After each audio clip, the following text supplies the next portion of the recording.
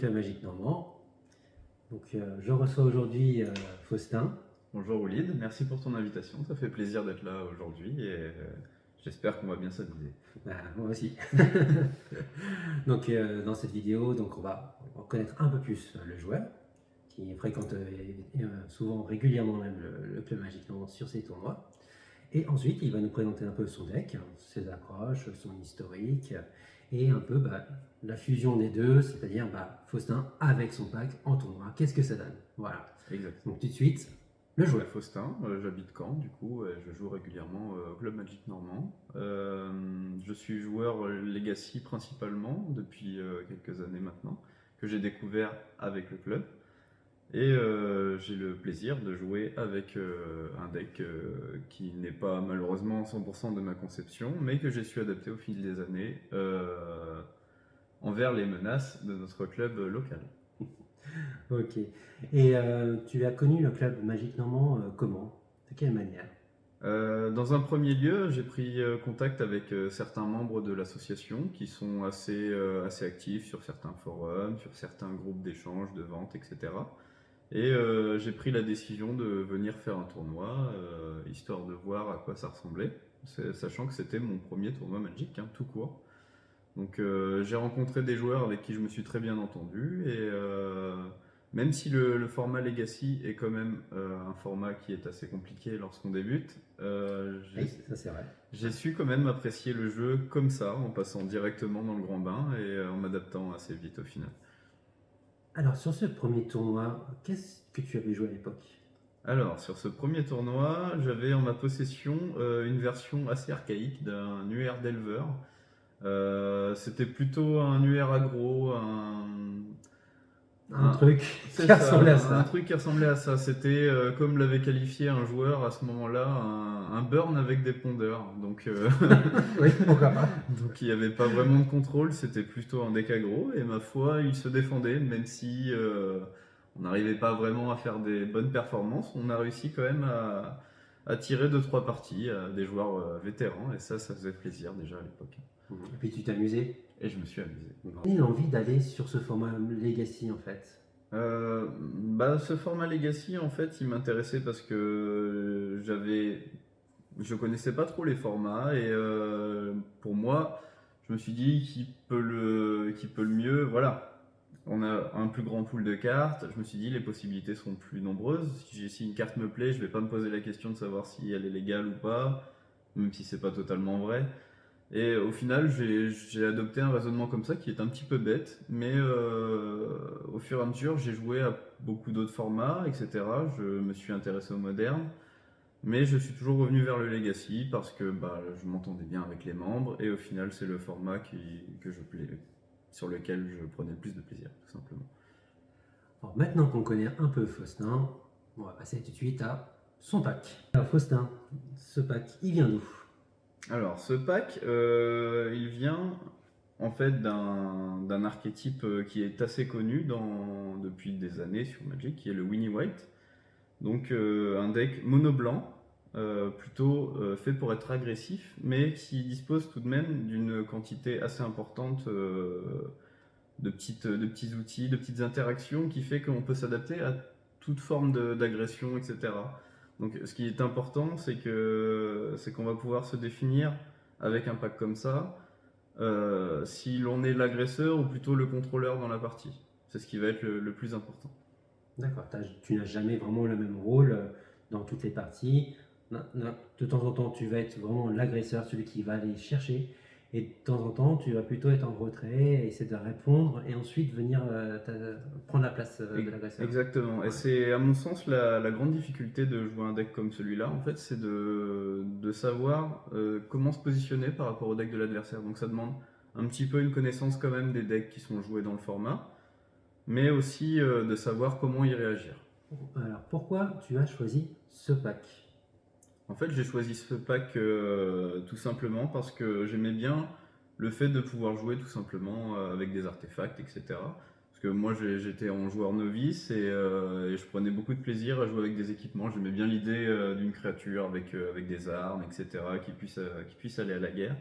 Au final, ce deck-là, je l'ai pris comme ça au début. Et au fur et à mesure que je suis devenu plus expérimenté dans Magic, j'ai quand même accroché à différents concepts. Et c'est là que je me suis perfectionné avec ce deck-là. Et maintenant, je dirais plus que je l'apprécie parce que justement, c'est pour sa polyvalence, pour ce côté qu'on a avec, à ne pas avoir peur de tel ou tel match-up, etc. Et même si certains decks vont vous faire vraiment peur, et ben au final, sur la majorité des decks, vous serez plutôt à l'aise. D'accord. Parce Voilà. qu'effectivement, celui-là n'a rien à voir avec celui de ton pack de départ, hein, qui Exactement. était vraiment bleu-rouge.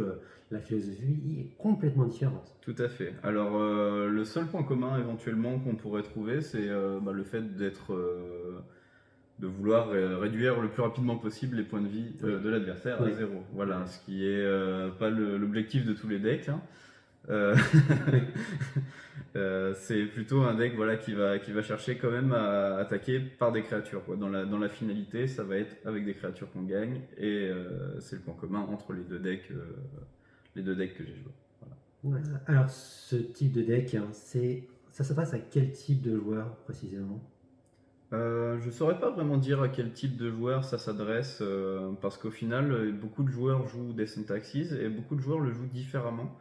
Je dirais que c'est plutôt pour des joueurs qui savent, qui ont envie de jouer à Magic tout simplement, qui n'ont pas peur de voir des parties un petit peu s'éterniser, et qui n'ont pas peur de voir des mains et de ne pas savoir trop quoi en faire.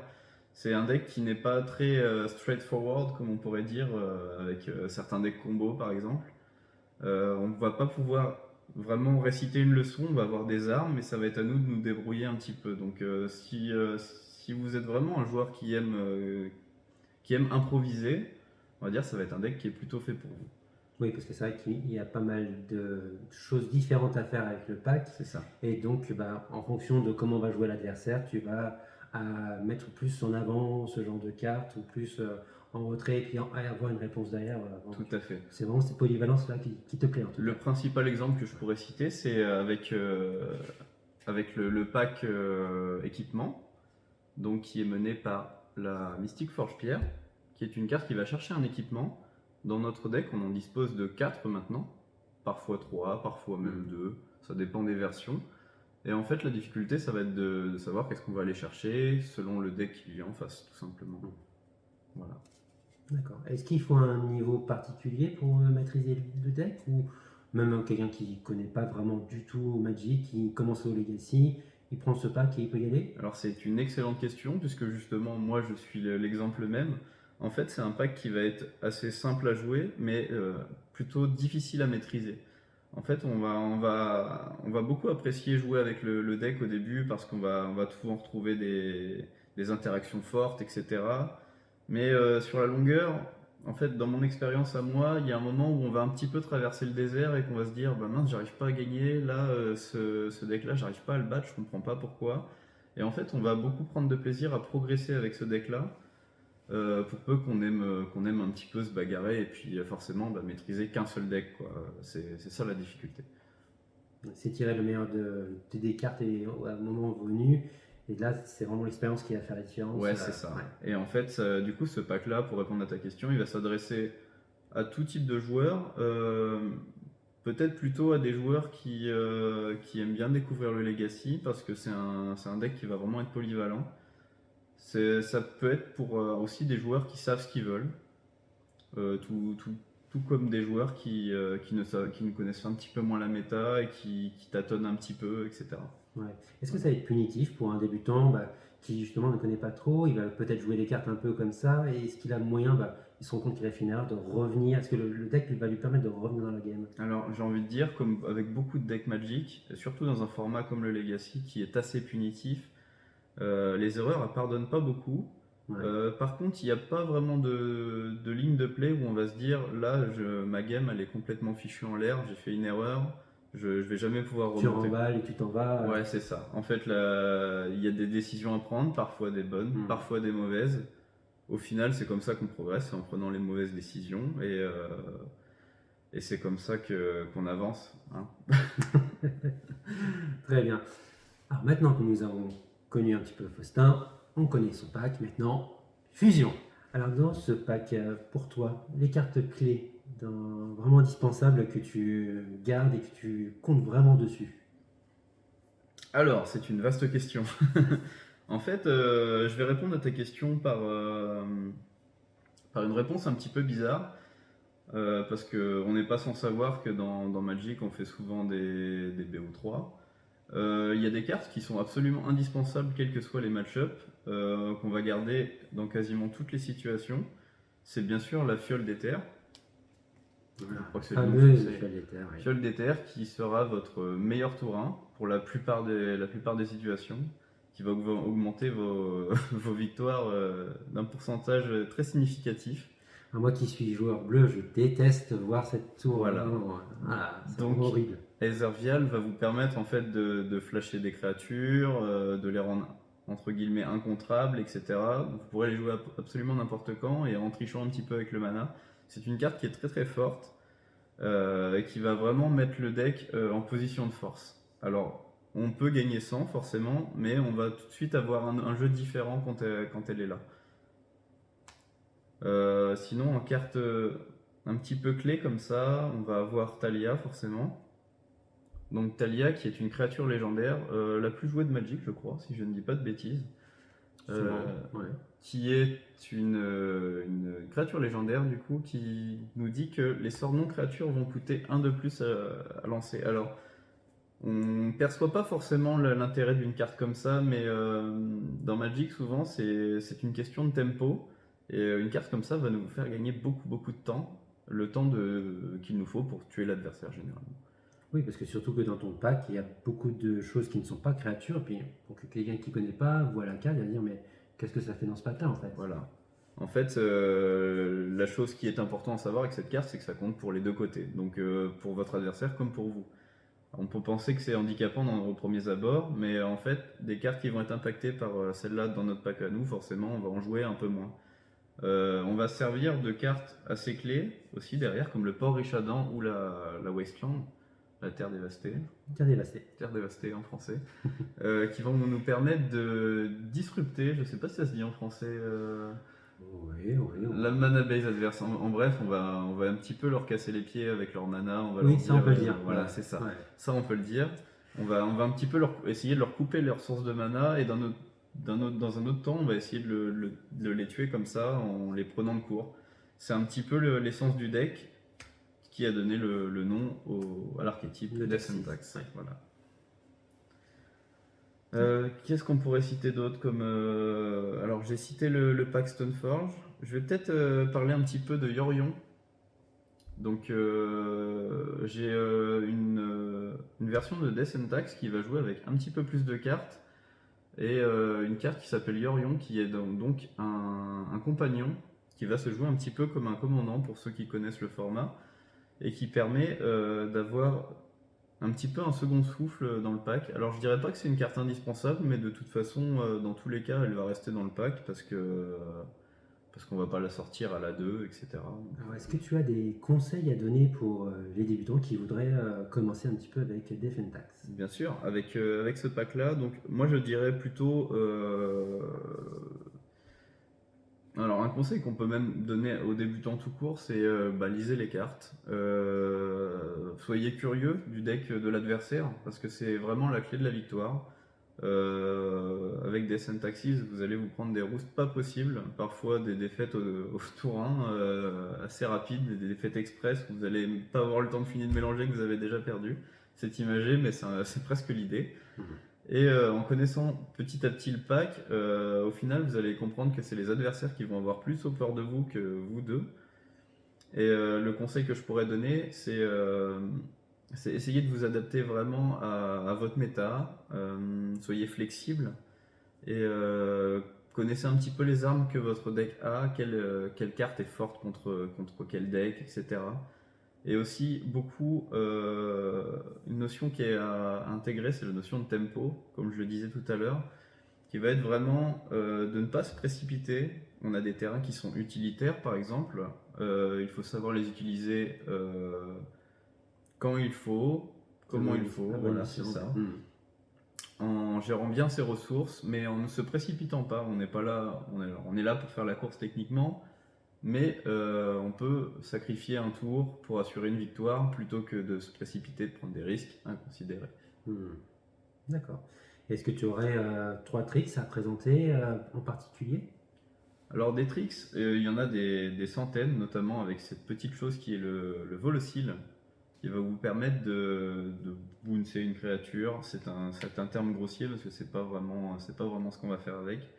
Il va blinker une créature en fait, et avec celui-ci, on va pouvoir faire plein d'interactions, surtout lorsqu'il y a une fiole d'éther, parce qu'on va pouvoir le lancer en éphémère. Donc en fait les possibilités avec ce deck là, à partir du moment où on connaît un petit peu les interactions des cartes, elles sont assez fortes. On a notamment une carte qui s'appelle le recruteur of the Guard, qui va vous permettre d'aller chercher une créature avec une endurance de 2 ou moins. Donc il va un petit peu aller chercher toutes les armes du deck.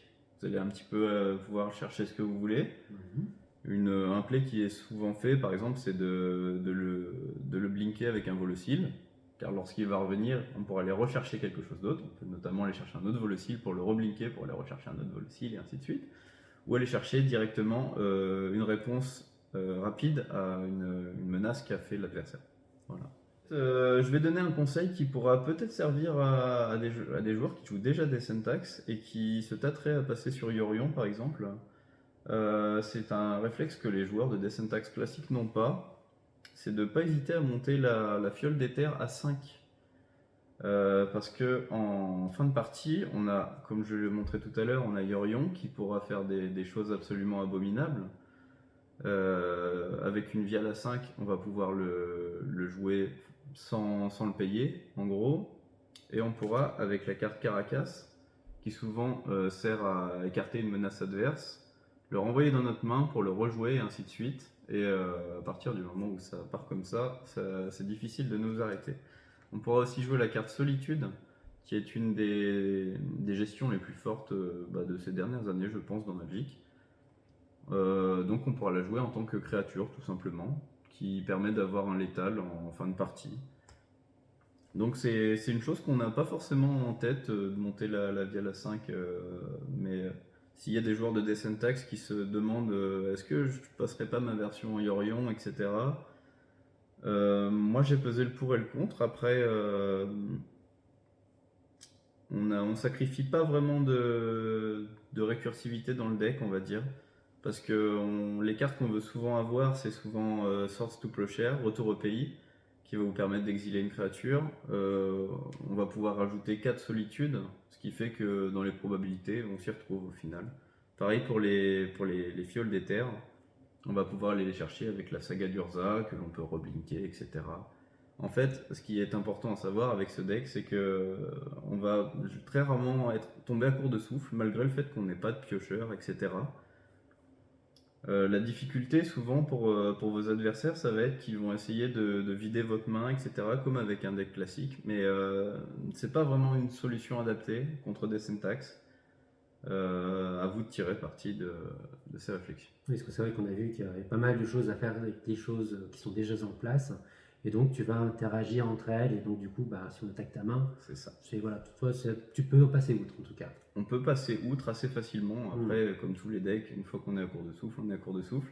Mais c'est pour dire que par définition, en opposition avec des decks plus aggro, plus classiques, où ça va être la principale faiblesse, Descent Axe va bénéficier plutôt d'un second souffle, surtout avec une version avec Yorion, où on va être assez punitif au final.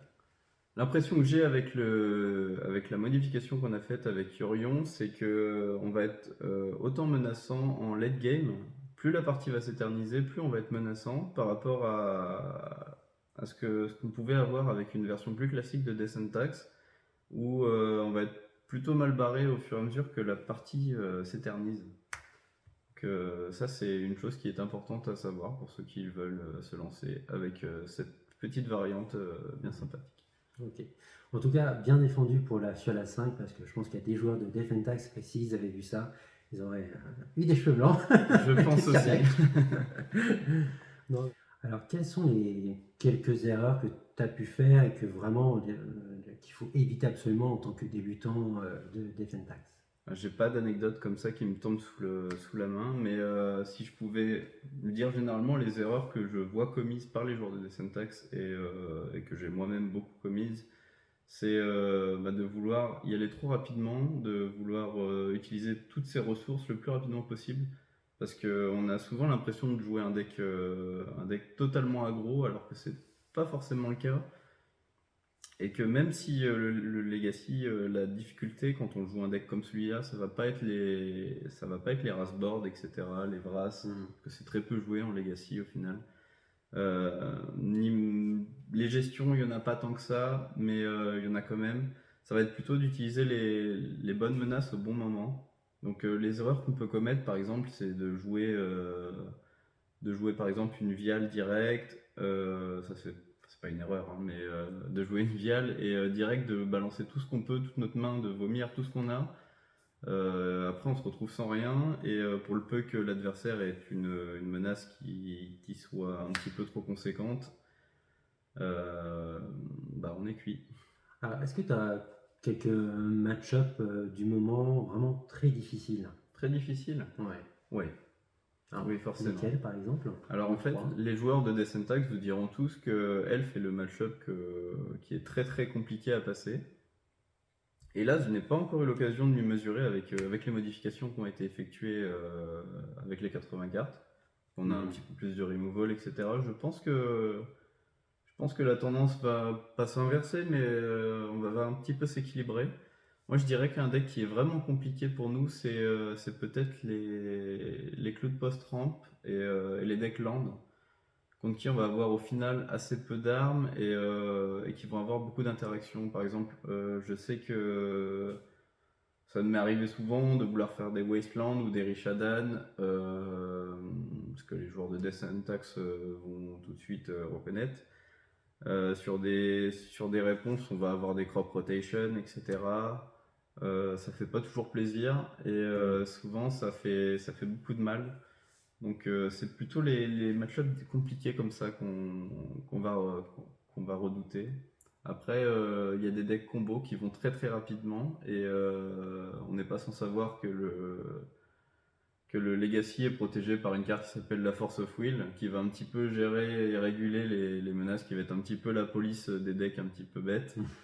Et nous, on va pas jouer de Force of Will, donc on va un petit peu avoir peur de ces decks-là sans en avoir peur, mais certains decks peuvent vraiment vous raser sans que vous vous en aperceviez. D'accord.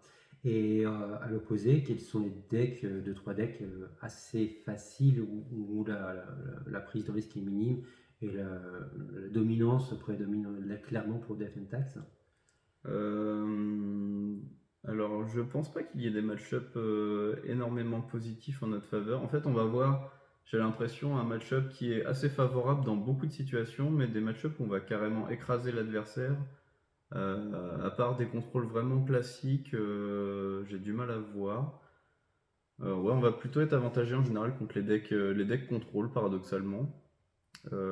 Parce qu'on va pas vraiment être affecté par leurs menaces. Lorsqu'ils vont caster une Force of Will, s'ils exilent quelque chose, ils vont perdre 2 cartes, nous une seule. Au final, ça va pas nous affecter énormément pour le peu qu'ils puissent utiliser leur Force of Will, car on a pas mal de choses comme la fiole d'éther, etc.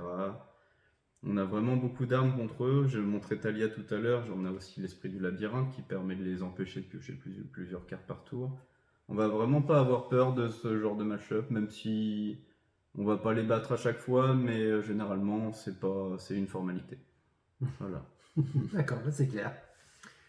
Alors, si on parle un peu du side, qu'est-ce que tu conseilles d'une manière générale sur les 3 branches qui font les formats, donc le côté aggro, le côté combo et le contrôle. Voilà. Alors moi, mon side est plutôt adapté contre les decks plutôt unfair, plutôt les decks cimetières, etc. Parce que c'est pas forcément parce qu'on peine contre ces decks-là, c'est plutôt parce que moi, j'aime pas perdre contre ce type de deck. Tout simplement, j'aime bien jouer à Magic et parfois les decks qui vont un petit peu trop vite, j'aime pas trop ça. On va avoir la prêtresse du confinement, etc. Des cartes comme ça, par exemple. Alors, je cite celle-là, je sais qu'elle n'est même pas jouée dans toutes les versions de Descent Tax. En fait, c'est une carte qui va un petit peu vous protéger des decks qui vont un petit peu trop vite et qui essayent de tricher un petit peu des créatures. Ce qu'on n'est pas sans faire également avec la fiole, bien sûr. Mais on va très adapter notre side vraiment par rapport au deck qui nous affecte le plus. Et l'avantage, c'est qu'on va pouvoir orienter un petit peu par rapport à la méta locale. C'est pour ça que beaucoup de sites, beaucoup de personnes qui jouent des syntaxes ne vont pas conseiller de liste de side. On va piocher un petit peu à droite à gauche ce dont on a besoin parce que ça dépend vraiment de la méta locale. C'est comme beaucoup de choses. Alors, j'ai vu que tu parlais beaucoup d'Orion.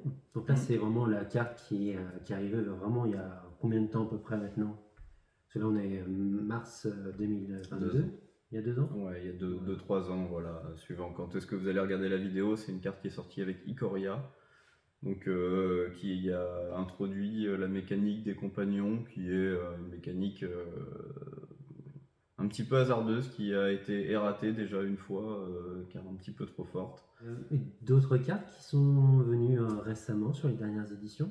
Oui, bien sûr. Alors on trouve souvent des cartes, en fait, même majoritairement, à chaque fois qu'il y a une carte blanche qui sort, il y a souvent des joueurs plutôt vétérans qui s'y attaquent et qui vont les tester longuement contre beaucoup de match-up.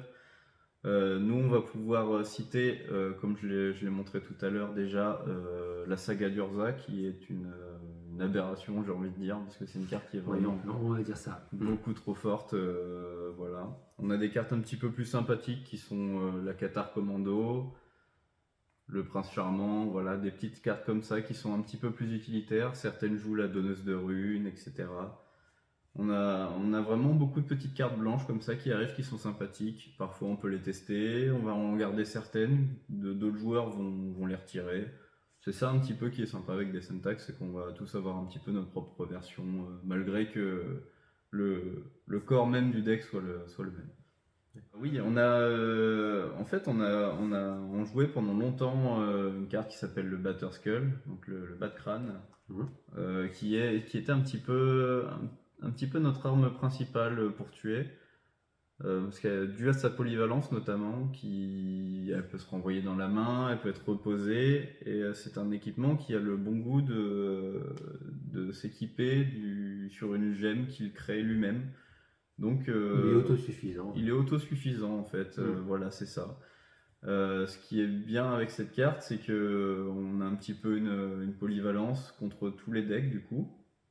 Mais récemment, on a une autre carte qui est arrivée qui s'appelle le Caldra Complete, qui est une carte qui amène un avantage, c'est d'avoir un létal un petit peu plus rapide.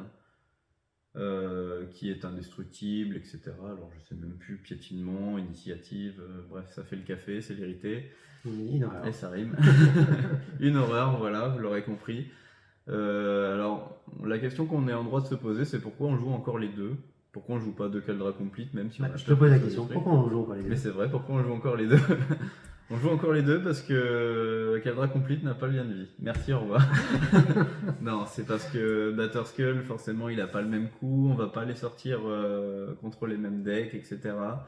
Il y a beaucoup de fois où je sors un Batter Skull et que je suis content de ne pas avoir été chercher un Caldra. Je vous donne un exemple. Par exemple, je joue ma Stoneforge qui va aller chercher mon équipement. Je prends la décision d'aller chercher l'un des deux.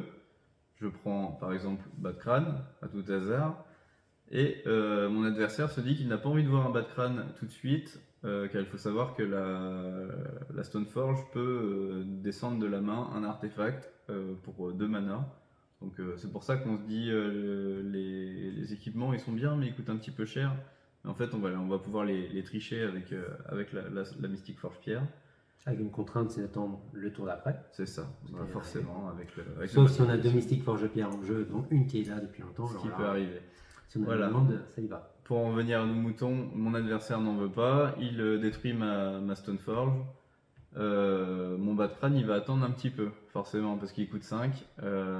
C'est pas le bout du monde, mais quand même. Alors que Caldra Complete, il coûte 7. un petit peu plus lent quand même, on a un petit peu le temps de perdre dans Legacy. Quels sont tes meilleurs souvenirs avec ce pack-là?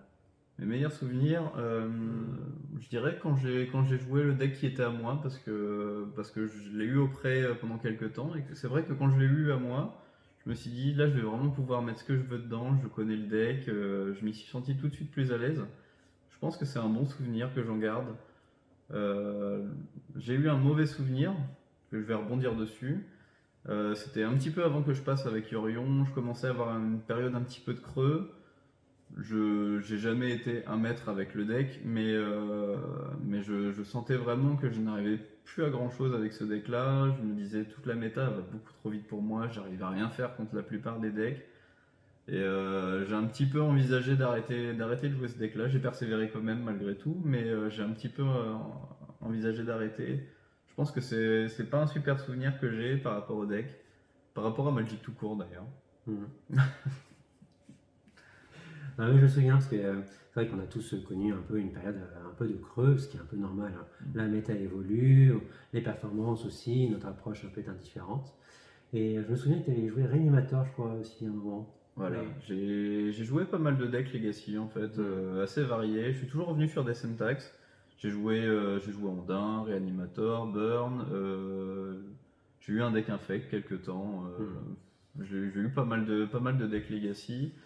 Donc tu as vraiment testé un petit peu J'ai un ce petit tour, peu testé, mais voilà. tu es toujours revenu Je sur suis Defense. toujours revenu sur des syntax, alors que moi pourtant, c'est mono blanc, c'est pas forcément ni mon archétype préféré, ni ma couleur préférée. Je joue Grixis en Duel Commander, je jouais UR pendant longtemps, en moderne notamment. Et au final, c'est toujours le deck sur lequel je suis revenu un petit peu des syntax. C'est un mono blanc qui est un petit peu singulier. C'est un deck qui sort vraiment du lot parce qu'il se joue pas vraiment comme les autres decks. C'est un petit peu spécial.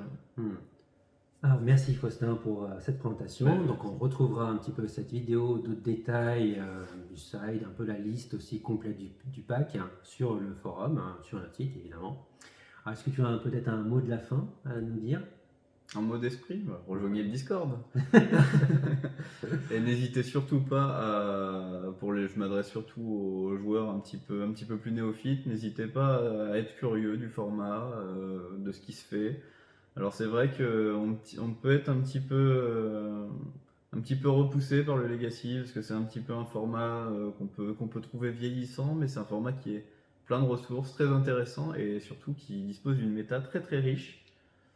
Forcément, de par son pool de cartes, mais on va, on va vite trouver un petit peu la perle à son pied, la Ouais. chaussure à son pied, la Je sais perle pas. à sa tête, je sais pas. On l'a compris en tout cas. Mais il faut pas hésiter voilà, à essayer un petit peu le Legacy. Alors, je pense on peut s'attarder un petit peu sur la question de la finance. On n'est pas sans savoir que le Legacy c'est un format qui est onéreux. Mais on peut tout à fait construire des listes qui sont totalement décentes, du moins en méta local. Faut pas avoir peur d'utiliser des Shockland, etc. Montez le deck qui vous plaît. Si vous fait de l'œil, montez-le. C'est pas grave s'il y a quelques cartes que vous savez pas. C'est pas grave si vous connaissez pas trop le deck. C'est pas grave si vous connaissez pas trop la méta, ni même les joueurs. C'est important de s'amuser. C'est ça le plus important au final. C'est un jeu. On est là pour jouer à Magic. Et là, je te remercie. Merci à toi, Will. Et à bientôt pour une autre vidéo. À bientôt. Salut!